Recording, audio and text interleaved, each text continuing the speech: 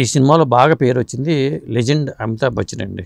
మరి ఆయన చేసిన అశ్వత్థామ పాత్ర కానీ, అలాగే మరి కల్కిని మోసే దీపిక పడుకునే పాత్ర, వీళ్ళ గురించి వీళ్ళ డ్రెస్ మెటీరియల్ గురించి కానీ నేను అడగలేదు, అది కూడా చెప్పండి ఒకసారి. ఇప్పుడు అమితాబ్ బచ్చన్ గారు అనంటే అసలు నేను పుట్టకముందే ఆయన super star, all India super star అండి. ఆయన్ని బిగ్ బాస్, బిగ్ బి అని కూడా అంటారు. అయితే నాకు ఒక డ్రీమ్ ఉండేది, అమితాబ్ బచ్చన్ గారిని చిన్నపిల్లడు అప్పుడు పెద్దవాళ్ళు చెప్పుకుంటుంటే వినేవాడిని. ఇండస్ట్రీకి వచ్చిన తర్వాత ఏదో ఒక రోజున ఆయనకి డ్రెస్ కుట్టే అవకాశం నాకు వస్తుందా లేదా అని ఎంతో ఫీలింగ్ ఉండేది. సరేలే ఆయనకి అవకాశం వస్తుందో అనుకునేవాడిని, రాదు వస్తుందో అనేది లేదు నమ్మకం. లక్కీగా ఈ సినిమాలో నాకు అవకాశం వచ్చింది. ఇప్పుడు మీరు మా కల్కి సెట్ని చూసినట్టయితే అందులో పెద్దది కట్అవుట్ లాగా ఉంది, ఒకటి 20 అడుగుల విగ్రహం ఉంది. ఆ డ్రెస్ కూడా అది నేనే కుట్టా. అట్లాగా దానికి ట్రేప్ చేసి ఆ విగ్రహం ఎందుకు పెట్టారు అక్కడ అసలు? అది దాంట్లో సినిమాలో భాగమేనా? అది 100% సినిమాలో భాగమేనండి. కాకపోతే నాలాంటి ఒక చిన్న మనిషి దాని గురించి, దాని యొక్క విశిష్టత గురించి చెబితే దానికి వాల్యూ ఉండదు. ఓకే, అది ఒక డైరెక్టర్ గారు చెప్పాలి ఓకే దాని గురించి, లేదా ప్రొడ్యూసర్స్ చెప్పాలి. నాలాంటి చిన్న వాయిస్ ద్వారా వినిటే ప్రజలకు కూడా కిక్ ఉండదు. ఆ సినిమాలో కనిపించింది అయితే ఆ సినిమా అదంతా నేను చెప్పనండి. ఇప్పుడు మీకు సినిమా చూస్తుంటే 8 feet ఉంటాడు కదా, అది 20 feet విగ్రహం అండి. ఇప్పుడు ప్రభాస్ గారు సినిమాలో అమితాబ్ బచ్చన్ గారికి ఇక్కడ వరకే వస్తారు, నడుము వరకు వస్తారు. అమితాబ్ బచ్చన్ గారు డబుల్ ఉంటారు. మరి అవును, దాని మ్యాజిక్ ఏం చేశారు అనేది అది డైరెక్టర్ గారు చెబితేనే, ఆయన మాటల్లో వింటేనే మీకు ఆ కిక్ ఉంటుంది. కానీ సాధారణంగా నేను చెబితే అది అర్థమైంది కాబట్టి దాన్ని ఏం చేశారు అనేది నేను చెప్పను, దయచేసి ఏమనుకోవద్దు. సరే సరే, ఆ డ్రెస్ నేను కుట్టాను. అలాగే అమితాబ్ బచ్చన్ గారికి డ్రెస్ కుట్టడమే కాదు, ఆయనకు డ్రెస్ వేయడానికి కూడా నేను వెళ్ళాను. ఆయన వేసుకునేటప్పుడు, ఆ పంచాయతీ తొడుక్కునేటప్పుడు, ఆ డ్రెస్ ఆయన ఇదంతా కూడా ఆయనకి బాడీకి ట్రేప్ చేసేటప్పుడు నేను వెళ్ళినప్పుడు నా ఆనందానికి హద్దులు లేవు. ఓకే, అది ఎందుకంటే మాట్లాడారా ఏమన్నా అంటే ఆయన హిందీ, నేనే తెలుగు, మాట్లాడటం ఏముంది. అయితే నాకు ఆయన పనికి సంబంధించింది చెప్పినప్పుడు మనం విని ఫాలో చేస్తామండి. అంతేగాని మనం పర్సనల్ గానో లేకపోతే విడిగానో ఏదో అడిగి మాట్లాడే అంత స్టేజీ మనది కాదు. అంత మహానుభావుడిని మనం మాట్లాడితే అది మన వ్యక్తిత్వాన్ని కోల్పోతాం. ఒక పనివాడిగా నా లక్షణం కాదు అది. మనం వెళ్ళామా ఒక ఆర్టిస్ట్ దగ్గరికి, మన పని చేసుకున్నామా, వాళ్ళకి మన పని నచ్చినప్పుడు వాళ్ళు బాగా చేసేవని అప్రిషియేట్ చేస్తారు. ఆ సంతోషం వేరండి. మాకు అది మాత్రం చాలు. అంతకు మించి మనం ఆర్టిస్టులతోటి డిస్కషన్స్ వేస్ట్, అధిక ప్రసంగం చేయకూడదు పెద్దవాళ్ళ దగ్గర. ఎందుకంటే ఆయన వయసుకి, ఆయనటువంటి స్టార్కి, ఆ ఇమేజ్కి మాట్లాడే స్థాయి కాదు ఫస్ట్ మనది. అది చాలా గొప్ప విషయం. ఆ అమితాబ్ బచ్చన్ గారికి నేను ఆ డ్రెస్సులు అలా వేశాను అని అంటే నాకు నా జన్మ ధన్యమైంది.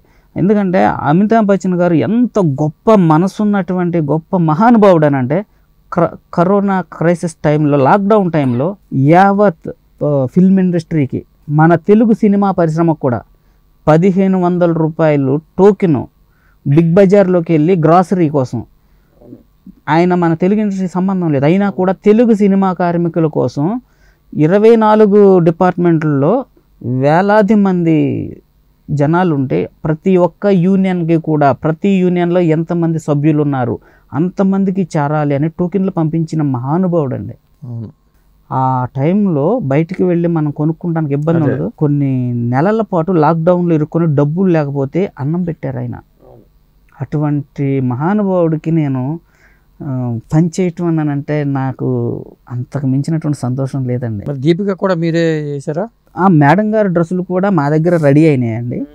ఆ డ్రెస్సులు కూడా సేమ్ ఇందాక చెప్పినట్టుగానే క్లాతులు కొనుక్కొచ్చి దానికి అనుకూలంగా తయారు. లేడీస్ కూడా ఉంటారండి మీ డిపార్ట్మెంట్లో? మా డిపార్ట్మెంట్లో లేడీస్ ఉండరండి. లేడీస్ ఉండరు. కానీ ఇప్పుడు లేడీస్కి ఎవరికైనా శారీ ట్రేపింగ్ ఎలాంటివి చేయాలంటే శారీ ట్రేపర్లను వాళ్ళని పెడతామండి. ఎందుకంటే ఆ లేడీస్కి మేము వెళ్ళి డ్రెస్సులు వేయలేం. ఇప్పుడు అమితాబ్ బచ్చన్ గారి కంటే నేను డ్రెస్ వేయగలను, అలాగని లేడీస్కి మనం దగ్గరికి వెళ్ళమండి. ఆ శారీ ట్రేపర్ల ద్వారా వేస్తారు. కాకపోతే మనం ఆ డ్రెస్సులు కుట్టినప్పుడు వాళ్ళు వేసుకున్న తర్వాత మనల్ని ఒకసారి డ్రెస్ కంఫర్ట్గా ఉందా లేదా అనేది చూపించడం కోసం, ఒకవేళ ఏమైనా ఆల్టరేషన్ ఉంటే చూపించడం కోసం ఒకసారి మనకు డ్రెస్ చెక్ చేసుకోవడం కోసం. మెటీరియల్ కాస్ట్లీ మెటీరియల్ వాడతారా లేకపోతే నార్మల్ మెటీరియల్ వాడతారా? మెయిన్ ఆర్టిస్టులు ఎవరికైనా సరే కాస్ట్లీ వాడతారండి. ఒక చీప్గా చిన్న స్థాయిలోకి వాడితే స్క్రీన్ మీద కోట్లాది మంది వరల్డ్ మొత్తం చూసే సినిమాలు ఇవి ఈ రోజున. ఒక ఆర్టిస్టు ఒక చీప్ క్వాలిటీ వేసుకుంటే ఆయన యొక్క క్యారెక్టర్ ప్రకారం ఒక్కసారి వేయాల్సి వస్తుంది, కానీ వేసుకుంటే ఆ ఇమేజ్ ఉండదు. ఓకే, అందుకే ప్రతిదీ బ్రాండెడ్స్ ఉంటాయి. అది నార్మల్ సినిమాలకైతే. ఈ సినిమాకైతే క్లాత్ కాస్ట్లీదే ఉంటుంది. అసలు ఆ కాస్ట్లీ తనాన్ని మేము చంపేస్తాం. ఏది ఏజింగ్లు చేసి దానికి పెయింటింగ్లు వేసి, ఇది గెటప్ల సినిమా కాబట్టి. Okay okay. అంతేగాని ఒక తక్కువ చీప్ క్వాలిటీ క్లాత్ అన్నది ఫస్ట్ హాఫ్ చిరిగిపోతుంది. తర్వాత ఇప్పుడు సినిమా ఎన్ని రోజులు చేస్తారో, ఇది సంవత్సరాల తరబడి చేశారు, 3 సంవత్సరాలు. అది జాగ్రత్తగా మెటీరియల్ పాడవకుండా మళ్ళీ ఉండాలి. అది కాస్ట్లీ క్లాత్ అయినా ఉంటుంది. చీప్ క్వాలిటీ అనుకో పగిలిపోవటం, చిరిగిపోవటం, మళ్ళీ మళ్ళీ చేసేటప్పుడు కూడా ఈ అవసరం అవుతాయి కదా, మళ్ళీ ఈ అవసరం పడతాయండి. ఇవి సంబంధించిన అది ఉంది, ఆ కోట్ ఉంది. అది అంటే లీడ్ ఇచ్చినప్పుడు వస్తుంది. ఆ తర్వాత మళ్ళీ క్యారెక్టరేషన్ ఏదన్నా అక్కడ మళ్ళీ మారినప్పుడు క్యారెక్టర్ ప్రకారంగా డ్రెస్ చేంజెస్ కూడా ఉంటాయండి. ఇప్పుడు కూడా మరి ఏసీలోనే ఉంచారు దాన్ని? ఏసీలోనే ఉంచామండి. అది ప్రత్యేకమైన ఏసీయే పెట్టించారు, రూములు కట్టించి ఆ డ్రెస్సుల కోసం. అది చాలా పెద్ద టాస్క్ అండి. ఆ డ్రెస్సుని జాగ్రత్త చేయటం అని అంటే, ప్రభాస్ గారి డ్రెస్ అన్నది, దాన్ని జాగ్రత్త చేయడం అనేది చాలా పెద్ద టాస్క్. డ్రెస్ బరువుని మోసుకుంటూ ఆయన ఎలా చేసాడు అర్థం కావట్లేదు. అసలు ఆయన పాపం ఆ డ్రెస్ వేసుకున్నప్పుడు లోపల ఆయనకి ఎంత బాధ కలిగిందో అనేది పాపం ఆయన చెప్పలేదని అంటే, అది ఆయన పొద్దున్నే వచ్చేసుకున్నారంటే పొద్దాక లైవ్ డ్రెస్లో ఉండేవాళ్ళండి. తీసి తగిలిచి కూర్చోవడం, రిలాక్స్ అవడం ఉండేది కదా. అది వేసుకోవటం కష్టం, ఇప్పటం కష్టం. అసలు ఇక దాన్ని 10 సార్లు వేసుకొని ఇప్పటం కంటే వేసుకొని కూర్చోవడమే బెస్ట్.